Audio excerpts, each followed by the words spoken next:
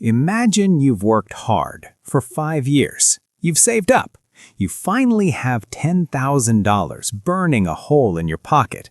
You walk into a luxury store, ready to buy the dream, a Rolex. You see the watch in the window. It's perfect. You walk up to the counter, point at it, and say, "I'd like to buy that, please. I'll take it." The salesman looks at you. He doesn't smile. He doesn't offer you a chair. He just shakes his head and says, "Sorry, that's for exhibition only. We have nothing for sale." Wait, what?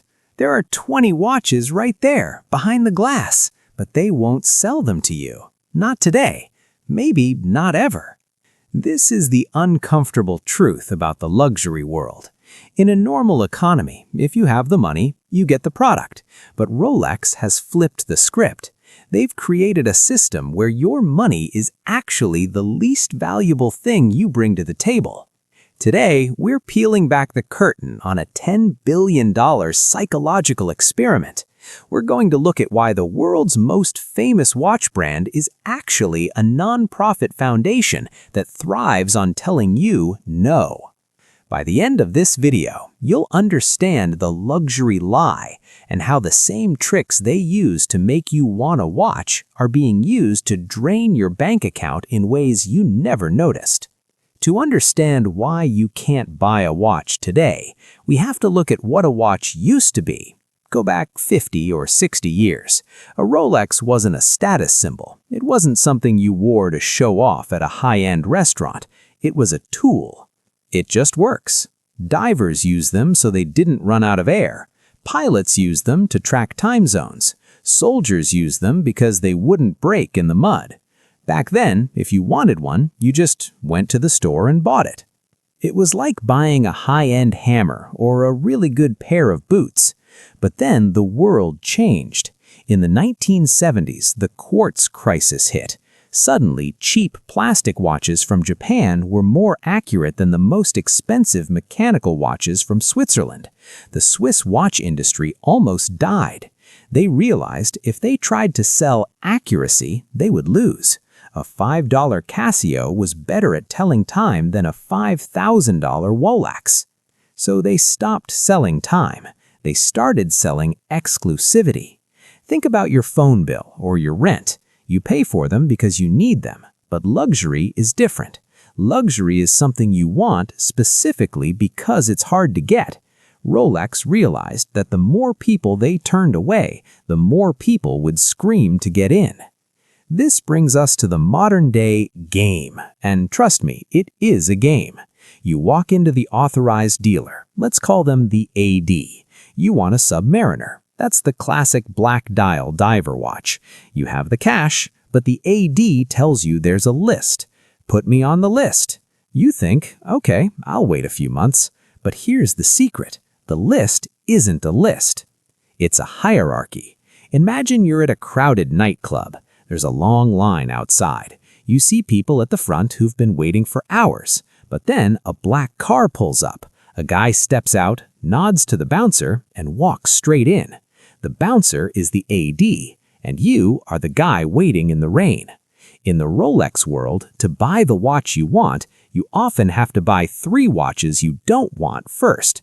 They call it building a relationship. Think about how insane that is. Imagine going to a grocery store to buy milk, and the clerk says, "Sorry, the milk is for our best customers. But if you buy 5 bags of flour and 3 jars of expensive pickles, I might let you buy milk next year." You do everything right. You work hard, you save. You follow the rules. But the system is designed to make you feel like you're not worthy yet. This creates a deep sense of frustration. It's a silent drain on your psyche. You start to believe that if you just had that watch, you'd finally belong to the inner circle. But while you're chasing that feeling, your money is sitting in a savings account losing value to inflation, or worse, you're spending it on entry-level luxury items just to prove your loyalty to a brand that doesn't know your name. The system wants you to feel small, because people who feel small are willing to pay a premium to feel big. So how does Rolex actually pull this off without going bankrupt? It comes down to three things. First, the non-profit shield. Rolex is owned by the Hans Wilsdorf Foundation. Because they are a private foundation, they don't have shareholders. They don't have to report their earnings to Wall Street. No bosses. Most companies, like Apple or Tesla, are under constant pressure to grow. If Apple can sell 100 million iPhones, they will. But Rolex doesn't care about pleasing investors. They can choose to produce fewer watches than the market demands, just to keep the prices high. Second, the leaking bucket metaphor. Imagine a bucket with a tiny hole in the bottom. You're trying to fill it with water. Most brands want to plug the hole and fill the bucket to the top. Rolex wants the hole. The hole represents the gray market. When Rolex refuses to sell to you, you go to a second-hand dealer and pay double the price. A watch that costs $10,000 at the official store might cost $20,000 on the street. This doesn't give Rolex more money directly, but it makes their $10,000 price tag look like a bargain. It keeps the bucket from ever staying full, which keeps the demand infinite. Third, the Veblen effect. In normal economics, when the price of something goes up, demand goes down. If bread costs $50 a loaf, people buy less bread. But with Veblen goods, the opposite happens. When the price goes up or the difficulty to get it increases, the demand actually goes up. People don't want the watch because it tells time. They want it because it's a trophy that says, "I navigated the system and won." It's a broken scale. The more expensive and annoying it becomes, the more the elite want it. But here is the moment where everything shifts. What if I told you that you actually don't want the watch? And you think you want the watch, but what you want instead is the feeling of no longer being the person who's told no. You've been led to believe that your worth is tied to the things you can convince a salesman to sell to you. But that's a trap designed by people who want your capital. When you realize that the exclusivity is just a marketing department strategy, the power dynamic flips. You aren't failing because you can't get a Daytona. The system is working exactly as intended to make you feel that way. It's not a personal failure, it's a corporate success. Once you see the gears turning behind the curtain, the watch stops being a dream and starts looking like what it actually is, a shiny piece of metal designed to keep you on a treadmill of consumption. You don't need to be worthy of a brand. A brand should be worthy of you. So how do we handle this in the real world? How do you avoid the status trap without living in a cave? Here are 3 clear steps to take control of your financial psychology. First, stop playing the relationship game. If a business makes you feel like you have to earn the right to give them money, walk away. Whether it's a watch, a car, or a high-end club membership, your capital has more power when it's respected. My money, my choice. Second, look for value over hype. There are hundreds of watchmakers and dozens of other industries that offer better craftsmanship for half the price, but they don't have the Veblen hype. When you buy for quality instead of status, you win. You get 95% of the product for 20% of the price. That's how you actually build wealth, while others are busy building relationships with sales clerks. Third, understand the cost per wear of your ego.